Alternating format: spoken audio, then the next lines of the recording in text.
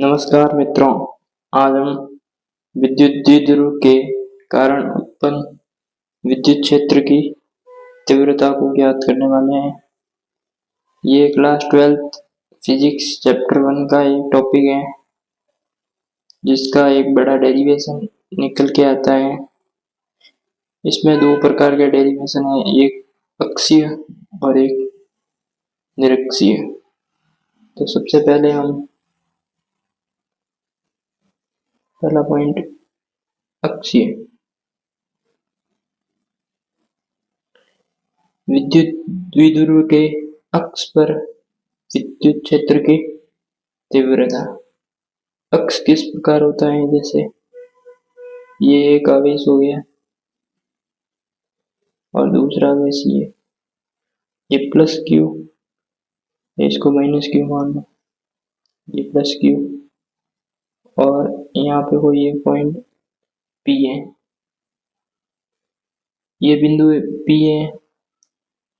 दोनों आवेशों के मध्य की दूरी 2 है और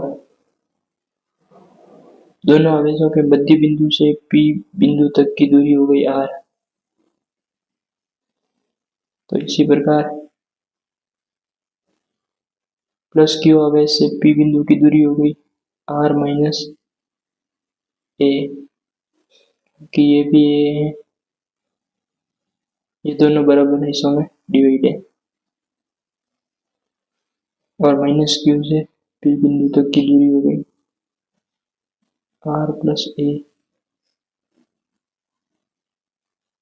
ये डायग्राम हो गया। अब माइनस क्यू आवेश के कारण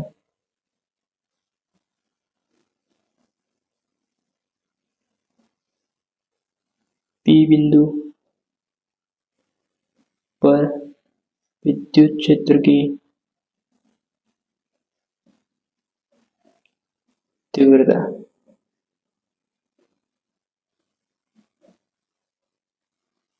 माइनस क्यू आवेश के कारण पी बिंदु पर विद्युत क्षेत्र की तीव्रता को हम ज्ञात करने वाले हैं।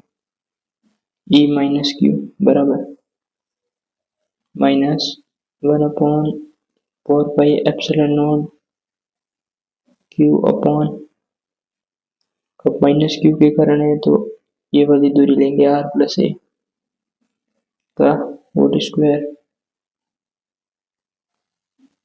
ये हो गई समीकरण 1।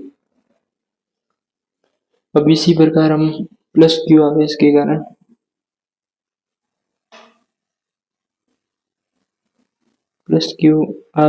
कारण पी बिंदु पर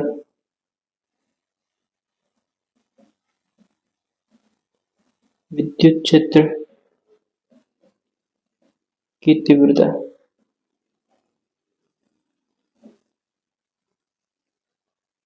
E प्लस क्यू आवेश से पी बिंदु की दूरी r माइनस ए है, प्लस है इसलिए ये प्लस में ही होगा।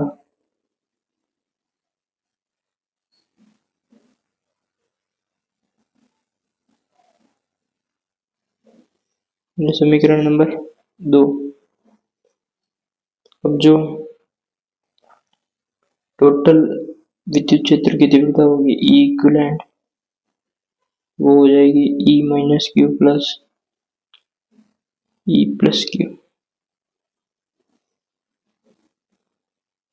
समीकरण 3। अब आगे समीकरण 1 और 2 को समीकरण 3 में रखने पर E इक्विवेलेंट बराबर minus 1/4 pi epsilon naught q upon r plus a का whole square plus 1/4 pi epsilon naught q upon r minus a का होल स्क्वायर। अब q upon 1/4 pi epsilon naught common ले लेंगे,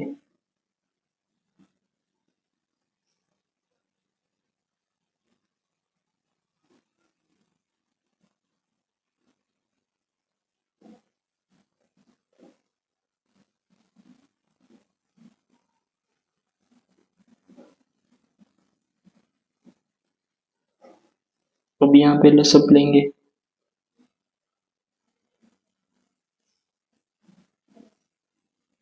q upon 4 pi epsilon naught minus r minus a का whole square plus r plus a का whole square upon r plus a का square are minus a का square. अब आगे हम bracket square को खोलेंगे तो ई इक्विवेलेंट आ जाएगा हमारे पास q upon 4 pi epsilon not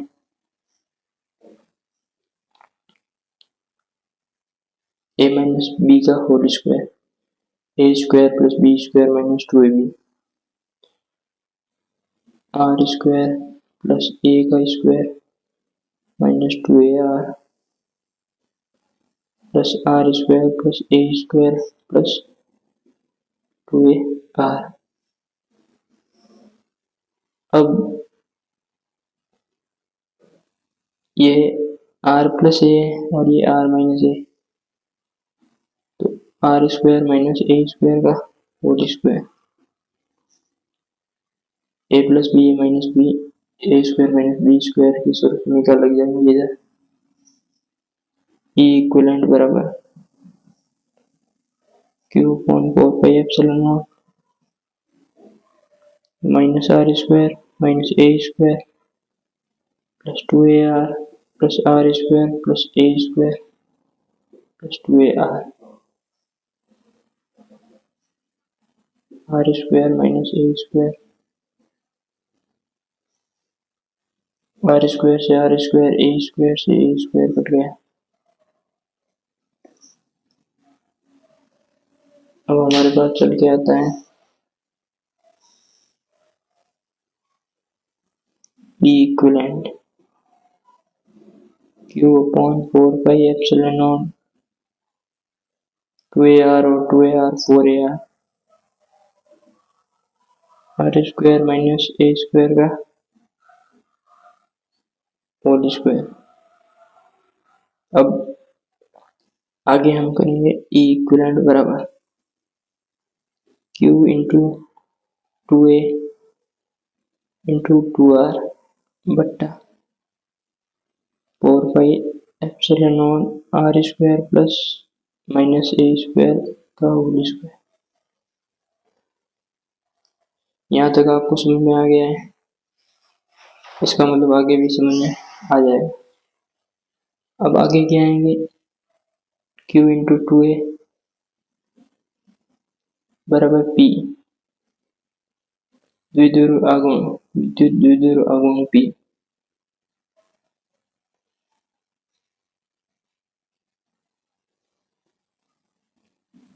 E equivalent बराबर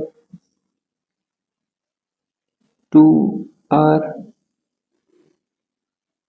इंटू पी बट्टा 4 pi epsilon naught into R square minus ए स्क्वायर का होल स्क्वायर। अब हम आर को ए को नगण्य मानते हैं, यानी आर से बहुत छोटा, 0 के बराबर, ए लगभग बराबर 0, तो ई इक्विवेलेंट आ जाएगा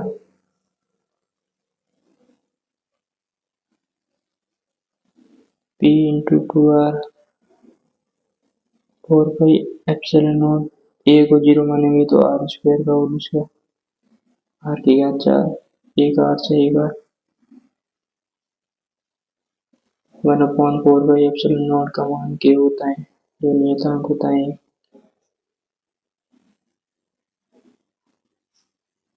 2 के पी अपॉन आर क्यूब। ये आ गया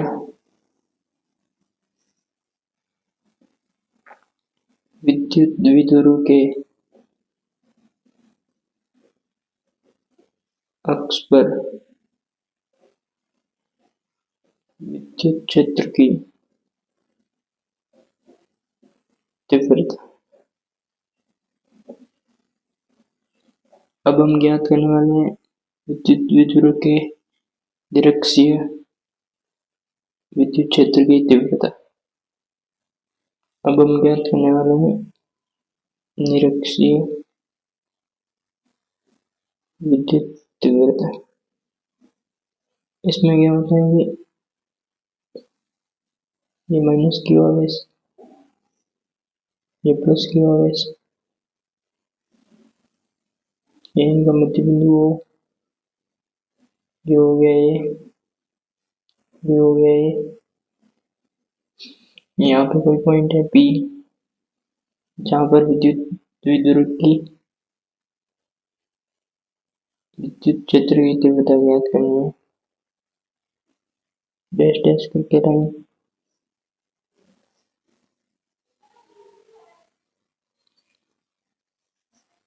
ये दूरी हो गई R, ये हो गया थीटा, ये हो गया थीटा। अब यदि हम बल देखें, यदि ये पॉजिटिव चार्ज है तो इसका बल इस दिशा में लगेगा माइनस की, और यदि ये पॉजिटिव है और ये भी पॉजिटिव है तो विपरीत दिशा में। तो इसका थीटा का फैक्टर निकालना है। ये थीटा है तो ये भी थीटा, ये जेड बन रहा है तो ये भी थीटा। ये ई वन हो गया, या ई माइनस क्यू, ये ई प्लस क्यू, ये हो गया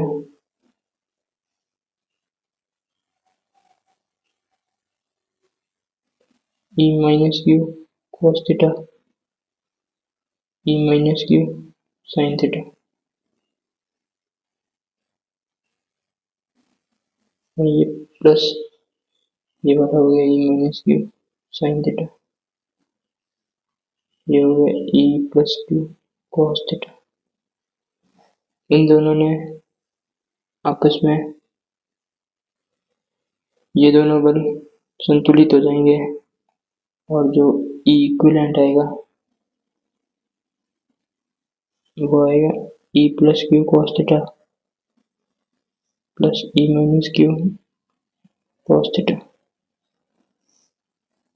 ठीक है, अब ई प्लस क्यू क्या होगा, 1/4πε0 क्यू अपॉन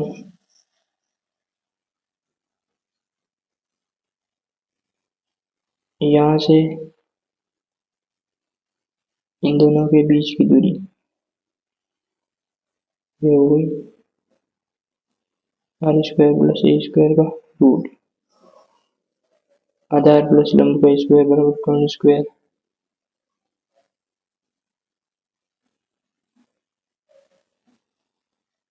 समीकरण 1, ई माइनस क्यू हो गया -1/4πε0 क्यू अपॉन, ये भी हो गया r² प्लस a² का रूट, स्क्वायर करेंगे तो रूट हट जाएगा। समीकरण 2। अब समीकरण ये हो गई, समीकरण 1 और 2 को समीकरण ए में रखने पर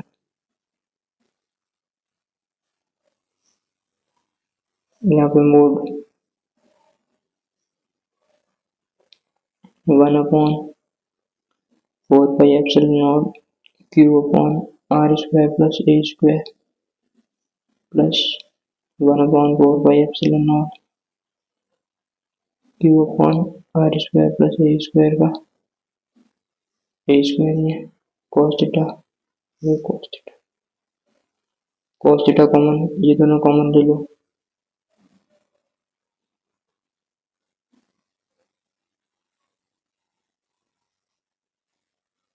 to q upon 4πε0 r² plus a² cos theta. क्योंकि दोनों समान है इसलिए 2 से गुणा कर दिया। cos थीटा, cos थीटा क्या होता है? लाल बट्टा कक्का, आधार बट्टा घन, a बट्टा आर स्क्वायर प्लस ए स्क्वायर का रूट या 1/2 का इक्विवेलेंट बराबर 2q upon 4 pi epsilon naught R square plus A square into a बट्टा आर स्क्वायर प्लस ए स्क्वायर का रूट या घात 1/2 इक्विवेलेंट बराबर 2aq upon 4 pi epsilon naught R square plus ए square की घात, यहाँ घात 1 है, यहाँ 1/2 है, प्लस हो जाएगी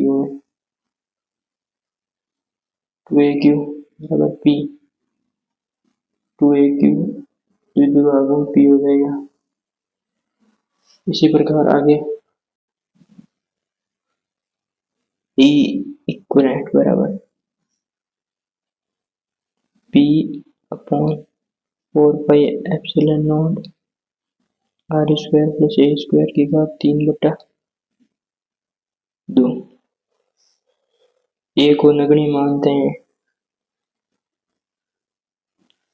ए लगभग बराबर 0।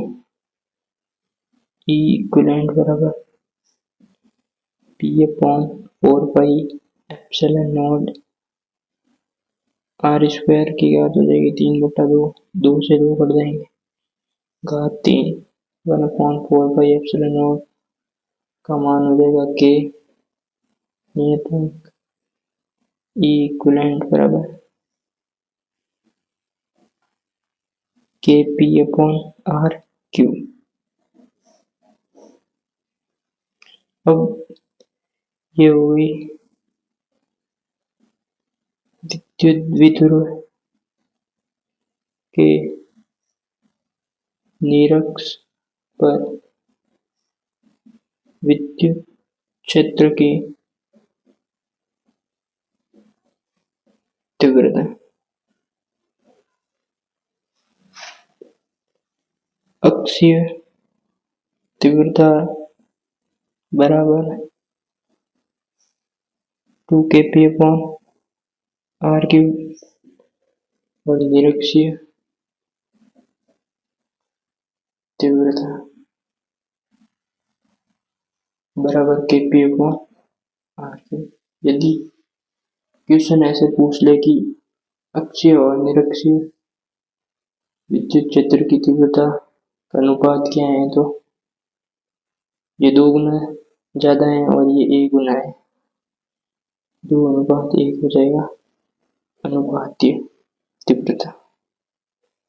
ठीक है गाइस, तो ऐसे ही डेरिवेशन मिलने के लिए आप मुझे सब्सक्राइब करें और फॉलो करें।